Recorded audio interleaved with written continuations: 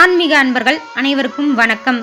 இந்த வீடியோவில் 2025ஆம் ஆண்டிற்கான சந்திர கிரகணம் எப்பொழுது வருகின்றது, சந்திர கிரகணம் தொடங்கும் நேரம் மற்றும் முடிவடையும் நேரம், அன்றைய தினம் நீங்கள் என்னெல்லாம் செய்யலாம் என்னெல்லாம் செய்யக்கூடாது, சந்திர கிரகணம் நிறைவடைந்த பிறகு நீங்கள் செய்ய வேண்டிய மிக முக்கியமான பரிகாரம் என்ன, 2025ஆம் ஆண்டிற்கான சந்திர கிரகணத்தினால் அதிர்ஷ்டம் பெறப்போகும் 3 ராசிகள் மற்றும் சந்திர கிரகணத்தால் பாதிப்புக்குள்ளாகக்கூடிய ராசிகள் என்னென்ன என்பதை பற்றியும் அதற்கான பரிகாரங்கள் பற்றியும் முழுமையாக தெரிஞ்சுக்க போறீங்க.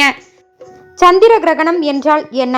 சந்திரனுக்கும் சூரியனுக்கும் இடையில பூமி வரும்போது சந்திர கிரகணம் ஏற்படுது. பூமி தன்னுடைய நிழலை சந்திரன் மீது விழச் செய்தா சந்திரன் மங்களா தோன்றும். சில சமயங்களில் சிவப்பு நிறமாகவும் காட்சியளிக்கும்.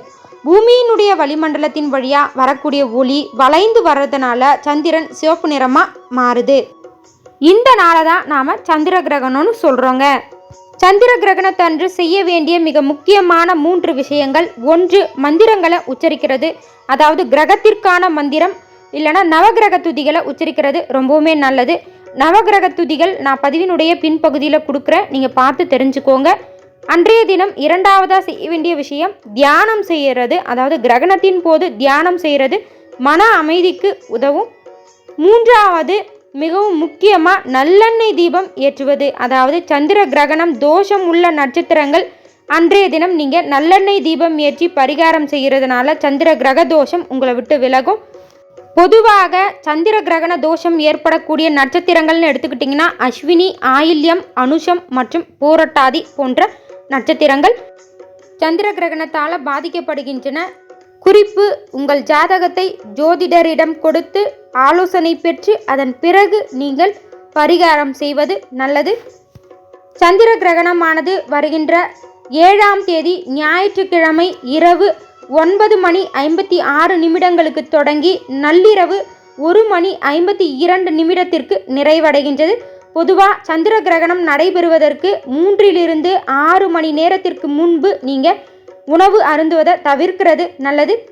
உங்களுடைய வீட்டில் வைக்கக்கூடிய குளிர்சாதன பெட்டியில் இருந்தும் நீங்கள் எந்த உணவையும் சேமித்து வைத்து உண்ணாமல் இருப்பது நல்லது. சந்திர கிரகணம் முடிஞ்ச பிறகு சமைத்து சாப்பிட்றது உங்களுடைய உடல் ஆரோக்கியத்திற்கு நன்மை பயக்கும். ராகுவும் சந்திரனும் இணைறதான் சந்திர கிரகணம்னு சொல்கிறாங்க. இந்த முறை சந்திர கிரகணம் கும்பராசியினுடைய புரட்டாதி நட்சத்திரத்தில் வருகின்றதுங்க. வருகின்ற செப்டம்பர் 7ஆம் தேதி ஞாயிற்றுக்கிழமை அன்னைக்கு இரவு உணவை சரியாக 7 மணிக்குள்ளே எடுத்துக்கோங்க. சந்திர கிரகணம் ஆரம்பிக்கிறதுக்கு 3 மணி நேரத்திற்கு முன்பு உணவு எடுத்துக்கொள்வது உங்களுடைய உடல் ஆரோக்கியத்திற்கு நல்லது. சந்திர கிரகணம் ஆரம்பிப்பதற்கு முன்னாடியே உங்களுடைய வீட்டில் இருக்கக்கூடிய உணவுப் பொருட்களில் தர்பை புல் கிடைத்ததுன்னா தர்பை புல்லை எல்லா உணவுப் பொருட்கள் இருக்கக்கூடிய பாத்திரத்துலையும் போட்டு வச்சுருங்க. மறுநாள் காலையில் எழுந்து உங்களுடைய வீட்டை எல்லாம் தூய்மைப்படுத்திட்டு நீங்களும் நீராடிட்டு உங்களுடைய வீட்டிற்கு அருகில் இருக்கக்கூடிய திருத்தலத்திற்கு போயிட்டு சுவாமி தரிசனம் செய்துட்டு வாங்க. அதன் பிறகு திருத்தலத்தில் கொடுக்கக்கூடிய தீர்த்த நீரை எடுத்துகிட்டு வந்து உங்களுடைய வீட்டில் தெளித்து விடுங்க. அது மட்டும் இல்லைங்க, அன்றைய தினம் நீங்கள் தீபங்கள் ஏற்றி வழிபாடு செய்வதன் மூலயமா உங்களுக்கு இருக்கக்கூடிய அனைத்து விதமான தோஷங்களும் விலகும். சந்திர கிரகணத்தினால அதிர்ஷ்டம் பெறக்கூடிய 3 ராசிகள்னு எடுத்துக்கிட்டிங்கன்னா ரிஷபம், கன்னி மற்றும் தனுசு. மற்ற ராசிக்காரர்கள் நீங்கள் மன ரீதியான குழப்பம் ஏற்பட்டாலும் சிறிது எச்சரிக்கையுடன் இருக்கணும். அவை என்னென்ன ராசிகள்னு தெரிஞ்சுக்கலாம். மிதுனம், துலாம், மகரம், கும்பம், மீனம் ஆகிய 5 ராசிகள் மிகுந்த கவனத்தோடு இருக்கணும். புரட்டாதி, விசாகம், புனர்பூசம், சதயம், உத்திரட்டாதி நட்சத்திரங்களில் பிறந்தவங்க மிகுந்த எச்சரிக்கையாக இருக்கிறது ரொம்பவுமே நல்லது. ரிஷபம், கன்னி மற்றும் தனுசு ராசிக்காரர்கள் உங்களின் கடந்த காலங்களில் இருந்த தடைகள் படிப்படியாக விலகும். மனதில் நினைத்த காரியங்கள் ஒவ்வொன்றாக நிறைவேறும். மன வலிமை, தன்னம்பிக்கை அதிகரித்து மனதில் நினைத்த காரியங்கள் எல்லாத்தையும் வெற்றி அடைவீங்க. புதிய வேலை வாய்ப்பு கிடைக்கும். நீங்கள் எடுக்கக்கூடிய எல்லா புதிய முயற்சிகளிலுமே பிரம்மாண்ட வெற்றி கிடைக்கும். எதிர்பார்த்த இடத்துல இருந்து பண வரவு வரும். சுப செலவுகள் இருக்கும். புதிய வாய்ப்புகள், புதிய ஒப்பந்தங்கள் உங்களை தேடி வரும்.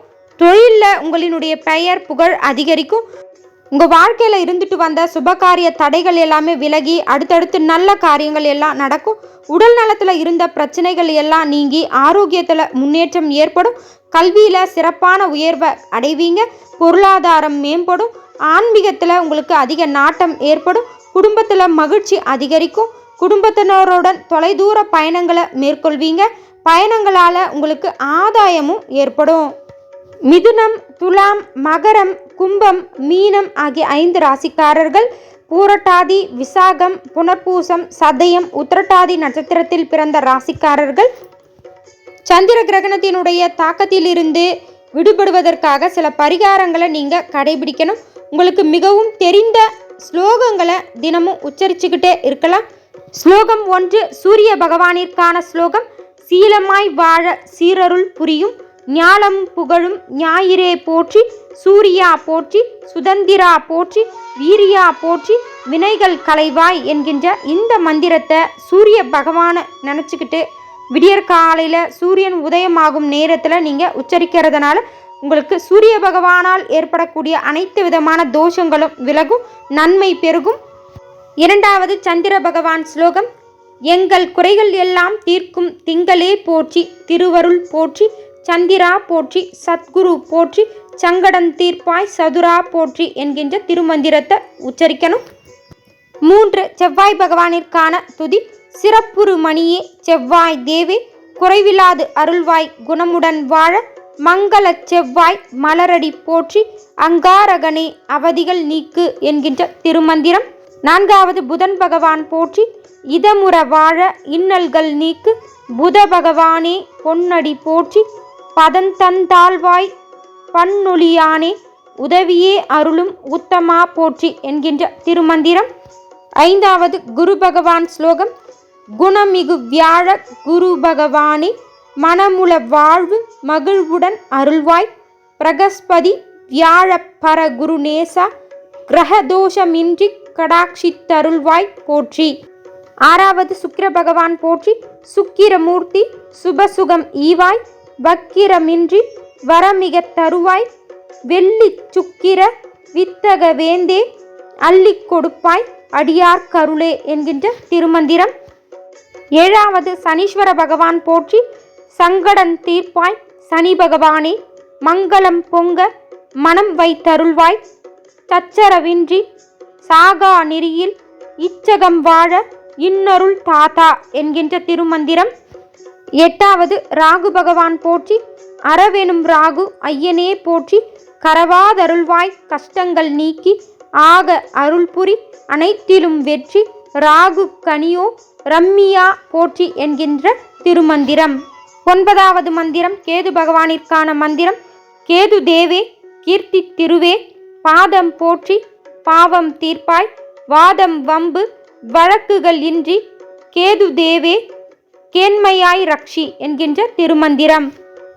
மிதுனம், துலாம், மகரம், கும்பம், மீனம் ஆகிய 5 ராசிக்காரர்களும் பூரட்டாதி, விசாகம், புனர்பூசம், சதயம், உத்திரட்டாதி நட்சத்திரத்தில் பிறந்தவர்களும் சந்திர கிரகணத்தினுடைய தாக்கம் சுமார் 40 நாட்கள் இருக்கின்ற காரணத்தினால நீங்கள் ஒரு எளிய பரிகாரத்தை செய்வதன் மூலயமா இதனுடைய தாக்கத்திலிருந்து நீங்கள் விடுபட முடியும். ஒரு குட்டி கலசம் எடுத்துக்கோங்க. செம்பு அல்லது பித்தளை கலசமாக இருக்கிறது நல்லது. அந்த கலசத்துக்குள்ள நெல், தர்ப்பை 11 ரூபாயை தட்சணையாக போட்டு சிவன் கோயில் அர்ச்சகருக்கு தானமாக செய்கிறதன் மூலயமா பாதிப்புகள் குறைந்து உங்களுடைய வாழ்க்கையில் சுபிட்சம் உண்டாகும். இந்த பதிவின் மூலயமாக சந்திர கிரகணம் எந்த நேரத்தில் தொடங்கி எந்த நேரத்தில் நிறைவடைகின்றது, சந்திர கிரகணத்தால் பலன் பெறக்கூடிய மிக முக்கியமான 3 ராசிகள் மற்றும் சந்திர கிரகணத்தால் தோஷம் ஏற்படக்கூடிய ராசி மற்றும் நட்சத்திரங்கள், அதற்கான பரிகாரங்கள்னு அனைத்து விதமான தகவல்களும் கொடுக்கப்பட்டிருக்கின்றது. தேங்க்யூ ஃபார் வாட்சிங்.